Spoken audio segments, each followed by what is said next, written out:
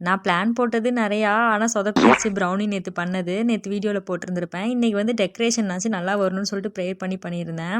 So நல்லா சூப்பராவே வந்துருந்துச்சு. என் கொழுந்தனார் தான் எனக்கு ஹெல்ப் பண்ணாங்க. கொழுந்தனாரும், மாமியாரும் தான் ஹெல்ப் பண்ணாங்க. என்னால முடிஞ்ச ஒரு சிம்பிளான ஒரு டெக்கரேஷன் தான். என் ஹஸ்பண்டுக்கு கிஃப்ட் பேக் பண்ணலாமேன்னு சொல்லிட்டு அவங்க வெளியில போன கேப்ல நான் பண்ணா. கரெக்ட்டா வந்துட்டாங்க.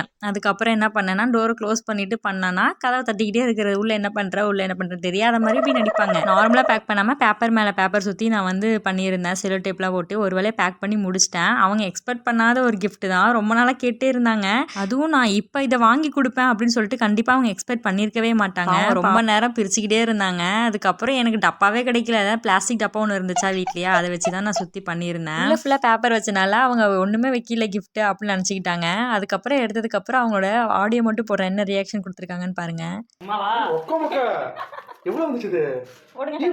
ரொம்ப நாளா ஆசைப்பட்டே இருந்தாங்க. முருகர்னா உங்களுக்கு ரொம்ப பிடிக்குமா? ஆல்ரெடி டேட்டூவும் குத்திருப்பாங்க. ஸோ அதேனால காப்பும் அதே வாங்கிட்டேன். பாவம் பையன் இத பார்த்து அழுதுட்டாங்க. அடுத்து கொழுந்தனார் வந்து அவங்களுக்கு கிஃப்ட் பண்ணியிருந்தான் மேஜிக் மிரர். சத்தியமா நாங்க 2 பேருமே எதிர்பார்க்கல. எங்களுக்கே ஆச்சரியமா இருந்துச்சு. எங்களோட மேரேஜ் ஃபோட்டோ தான் அதுல உள்ள இருந்ததா எங்களுக்கு ஷாக்கா இருந்தது. நல்லா இருந்தது.